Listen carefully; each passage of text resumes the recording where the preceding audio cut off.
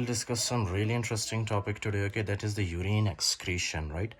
अच्छा जी, so you must know one thing, okay? कि ये जो urine excretion है, ये फार्मूला मैं आपको बाद में बताऊंगा, right? कि ये होता कैसे.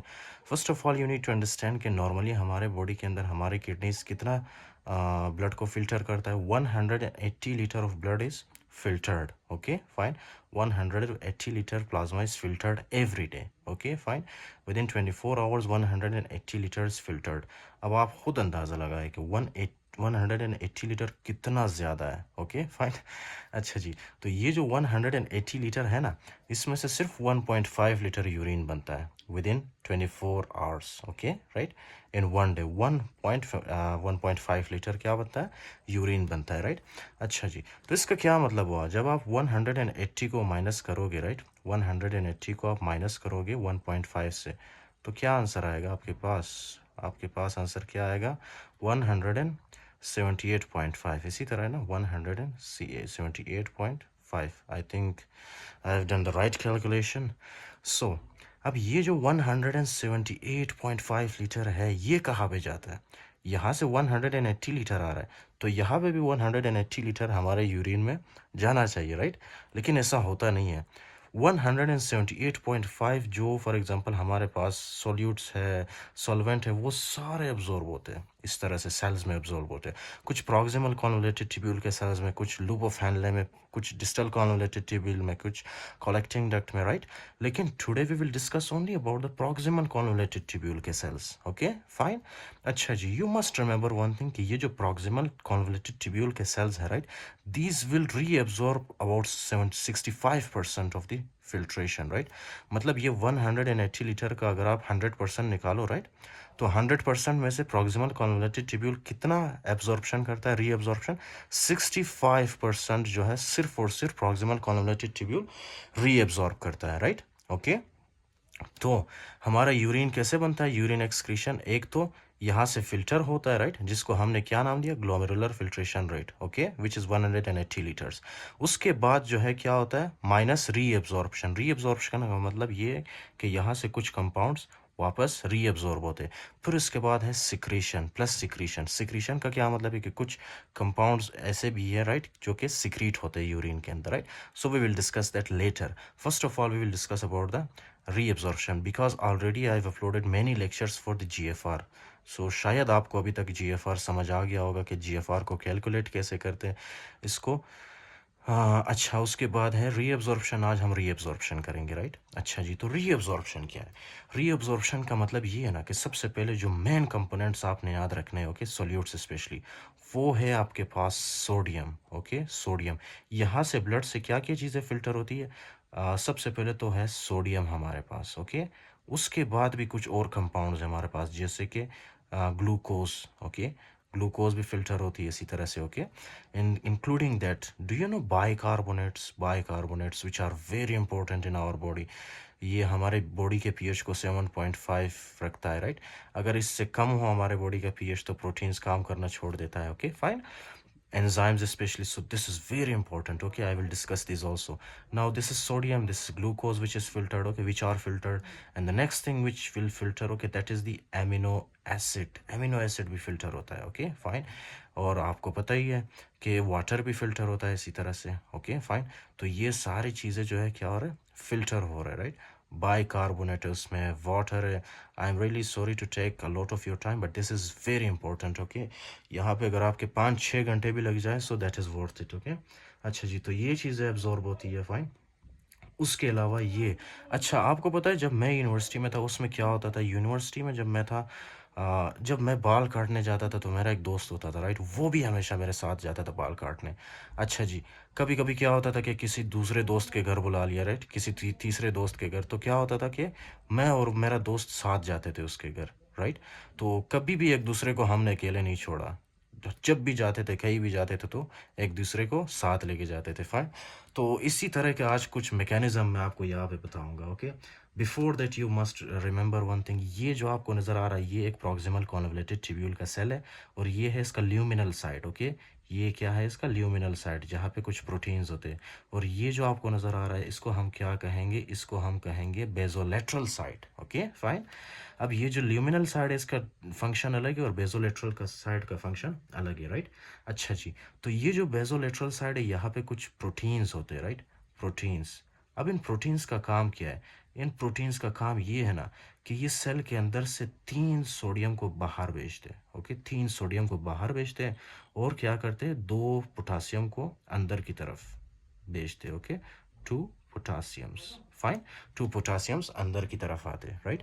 अच्छा, अब क्या है कि सेल के अंदर से 3 सोडियम बाहर निकल रहा है, तो क्या होगा, सेल के अंदर एक किस्म का नेगेटिव इलेक्ट्रोनेगेटिविटी जनरेट होगा, राइट। क्यों, क्योंकि 3 सोडियम सोडियम बाहर जा रहा है और 2 पोटासियम अंदर आ रहा है, राइट। तो नेट इफेक्ट क्या होगा कि सोडियम के ज़्यादा लॉस होने की वजह से इलेक्ट्रोनेगेटिविटी डेवलप होगा।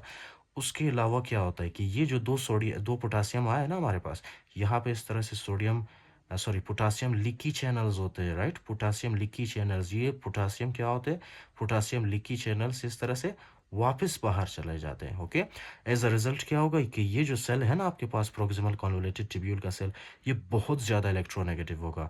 आप कह सकते हो कि इसमें -70 मिली वोल्ट जो है ना सिर्फ और सिर्फ इलेक्ट्रोनेगेटिविटी जनरेट होती है, राइट। अच्छा जी, तो अब क्या है कि सेल के अंदर कितना ज़्यादा नेगेटिव चार्ज है, राइट, कितना ज़्यादा नेगेटिव चार्ज है। अब सेल क्या करेगा, लिसन वेरी केयरफुली, यहाँ से सोडियम, ग्लूकोज, अमीनो एसिड ये सारे फिल्टर होके आते हैं, फाइन, ये सारे फिल्टर होके आते हैं। अब ये जो सोडियम जैसे ही यहाँ पे आता है, राइट, यहाँ पे क्या है कि यहाँ पे इलेक्ट्रोनेगेटिविटी है। आपको तो पता है ना कि नेगेटिव पॉजिटिव को अट्रैक्ट करता है, राइट। ये आपने 6ठी 7वीं जमात में स्कूल में पढ़ा होगा शायद। तो नेगेटिविटी यहाँ पे ज़्यादा है, यहाँ पे पॉजिटिविटी ज़्यादा है। क्यों, क्योंकि यहाँ पे अ लॉट ऑफ सोडियम है, राइट। तो ये सोडियम क्या करेगा, ये सोडियम आएगा यहाँ पे। ओके, यहाँ पे सोडियम आता है इस प्रोटीन के पास, राइट। लेकिन मसला ये है ना कि मैंने आपको बताया था कि ये सोडियम अंदर जा नहीं सकता, राइट। जैसे मैं जो है मतलब जब मैं यूनिवर्सिटी में था, ऑब्वियसली मैंने आपको बताया कि मैं जब भी बाल काटने जाता था तो मेरा दोस्त भी जाता था मेरे साथ, राइट। क्योंकि बॉयज़ अक्सर इसी तरह होते हैं, राइट, वो किसी भी काम को एक साथ करते हैं, अकेले नहीं करते, राइट। तो इसी तरह सोडियम है हमारे पास। सोडियम को अंदर जाने के लिए अंदर अकेले नहीं जा सकता, इसको अंदर जाने के लिए कोई कैरियर की ज़रूरत होती है, राइट। तो वो कैरियर कौन होता है, वो कैरियर होता है इसके पास ग्लूकोज, फाइन। तो क्या होता है कि sodium with the help of the glucose अंदर की तरफ जाता है। ओके, ये सोडियम है और ये हमारे पास है ग्लूकोज। ओके, तो sodium with the help of the glucose अंदर चला जाता है, राइट। अच्छा जी, इसी तरह से ये जो ग्लूकोज है ना, ग्लूकोज 100% हमारे ब्लड में वापस, एक तो ये ना कि ग्लूकोज यहाँ से फिल्टर होके आता है, और दूसरी बात ये आपने याद रखनी है, ओके, कि ग्लूकोज हमारे बॉडी में, हमें ग्लूकोज की ज़रूरत होती है। हम ग्लूकोज को एवे ही फॉर एग्जांपल जो है ना, ये यूरिन के थ्रू हम बाहर नहीं भेजते उसको, राइट। तो यहाँ पे कुछ प्रोटीन्स होते हैं, कुछ चैनल्स होते हैं, राइट। वो चैनल्स क्या करते हैं, इस ग्लूकोज को वापस इस तरह से अंदर की तरफ लेते हैं, राइट। और ये ग्लूकोज वापस आता है हमारे ब्लड के अंदर। ओके, वापस ब्लड के अंदर आता है। सो this is the mechanism. Okay, तो सोडियम हमारे पास क्या मेन कंपोनेंट है। सोडियम क्या कर रहा है, ग्लूकोज को क्या कर रहा है, यहाँ पे रीएब्जॉर्ब कर रहा है, right. Okay, now the next thing which is very important, that is the amino acid. अब ये जो एमिनो एसिड है ये भी बहुत ज़्यादा इंपॉर्टेंट कंपोनेंट है हमारे बॉडी के अंदर, और ये अकेले जा नहीं सकता अंदर, राइट। तो इसको क्या चाहिए होता है, ग्लूकोज चाहिए होता है ताकि ये सेल के अंदर जा सके। तो हमारे पास एक और प्रोटीन होता है, राइट, यहाँ पे, जिसको हमने क्या किए, एक और प्रोटीन है, ये क्या करता है, ये इसी तरह ये सोडियम थोड़ा सा आगे आता है, राइट। हमारे इस नेफ्रॉन में बहुत ज़्यादा सोडियम होते हैं, ओके, तो मैं सिर्फ 2 सोडियम की बात कर रहा हूँ अभी। अच्छा, एक और सोडियम आ गया। अब ये एक और सोडियम क्या करता है, ये एक और सोडियम, जाहिर सी बात, ये अकेले तो अंदर जा नहीं सकता। ओके, इसको किस चीज़ की ज़रूरत है, एक दोस्त की ज़रूरत है, राइट।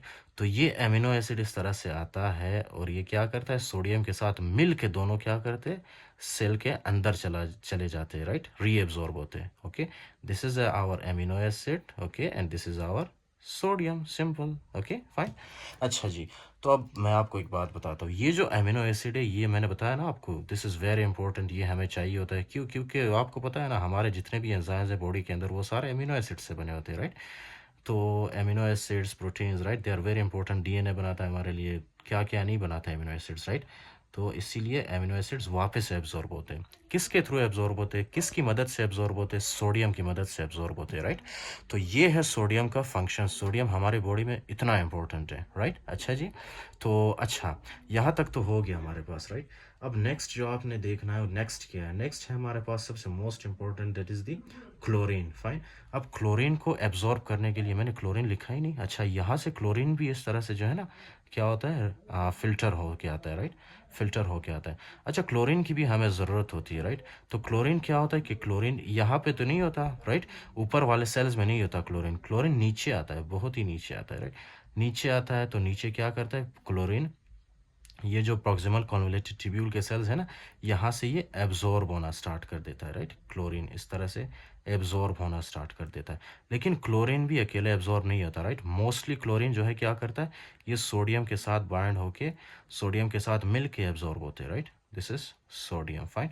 तो यहाँ पे सोडियम क्या कर रहा है, सोडियम क्लोरीन के एब्जॉर्प्शन में हेल्प कर रहे हैं, right. Okay, fine. So this is what you need to remember, this is very important concept. Okay, जब मैं आपको डायग्राम्स में बताऊंगा बुक में, तो वहाँ पे भी यही चीज़ें होगी। Okay, fine. अच्छा, नाउ लेसन वन थिंग, हमने यहाँ तक डिस्कस कर लिया था कि ये जो क्लोरीन है, राइट, क्लोरीन क्या होता है, एब्जॉर्ब होता है with the help of the sodium, right. अब हमने आगे डिस्कस करना है।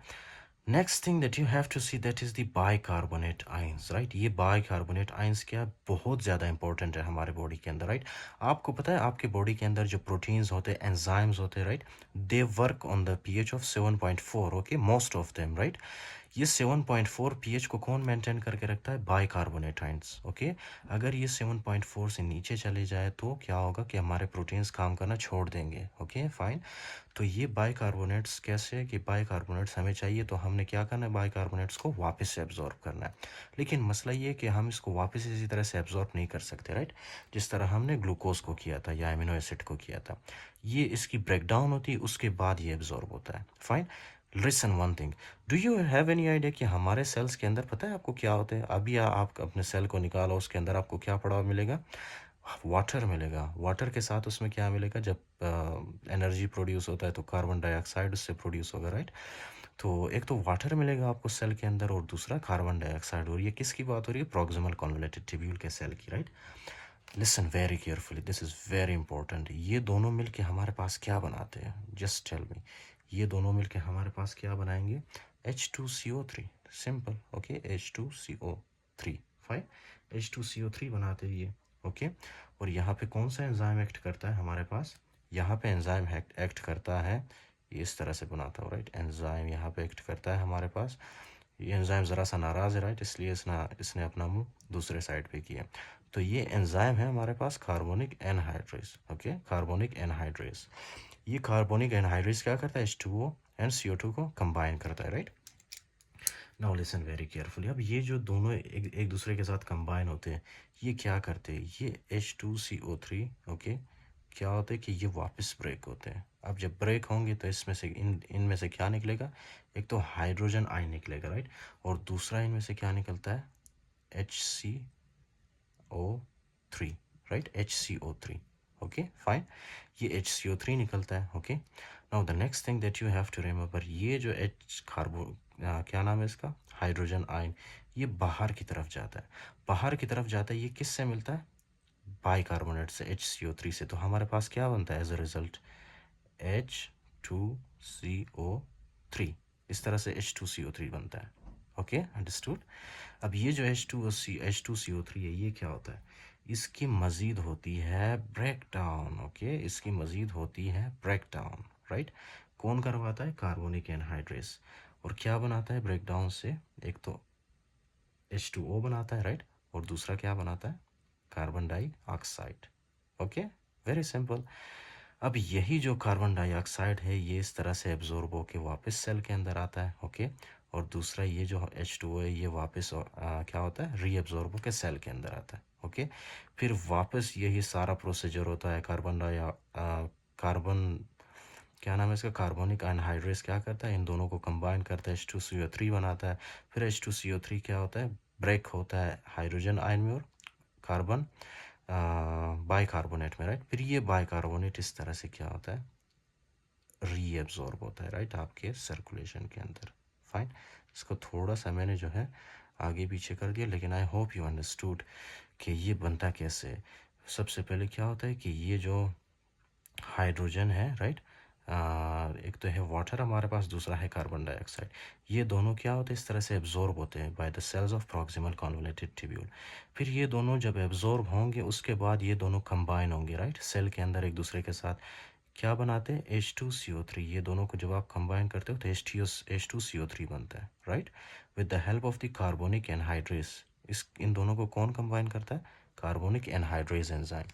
फिर उसके बाद जब ये दोनों कंबाइन होते हैं तो एक में से क्या निकलता है, ये ब्रेक होते हैं, और ब्रेक होने के बाद एक तो इनमें से निकलता है HCO3 यानी बाइकार्बोनेट, राइट, और दूसरा इनमें से निकलता है हाइड्रोजन आयन। तो ये जो बाइकार्बोनेट है ये क्या होता है, ये वापस हमारे सर्कुलेशन में एब्जॉर्ब होता है, राइट। क्यों एब्जॉर्ब होता है, क्योंकि ये हमें चाहिए, ये हमारे पीएच को नॉर्मल रखने के लिए हमें चाहिए ये, राइट। फिर उसके बाद एक और हाइड्रोजन आयन निकलता है और वो बाहर जाके क्या करता है, दूसरे बाइकार्बोनेट आयन्स के साथ कंबाइन होते हैं, राइट। उससे क्या बनता है, फिर ये जो दूसरे बाइकार्बोनेट आयन्स के साथ कंबाइन होते हैं तो H2CO3 बनता है इससे, राइट। ये देखो, दो हाइड्रोजन और उसके बाद है CO3, राइट, H2CO3। फिर उसके बाद यहाँ पे एक और एंजाइम काम करता है जिसका नाम है carbonic anhydrase, fine. Carbonic anhydrase H2CO3 को तोड़ता है किस में, H2O में और कार्बन डाइऑक्साइड में। फिर यही H2O एंड CO2 जो है दोबारा से रीअब्जॉर्ब होके क्या बनाते हैं हमारे पास, बाइकार्बोनेट आयन। फिर ये बाइकार्बोनेट आयन इस तरह से रीअब्जॉर्ब होता है, right. Let's read it out. This is the nephron transport physiology, right? First of all, we'll discuss about the proximal convoluted tubule, right? जिसमें लिखा है।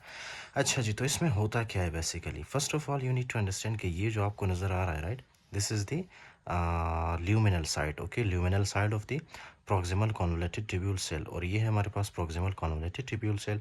ये है इसके पीछे वाला हिस्सा जिसको हमने कहा है बेजोलेटरल साइड, ओके।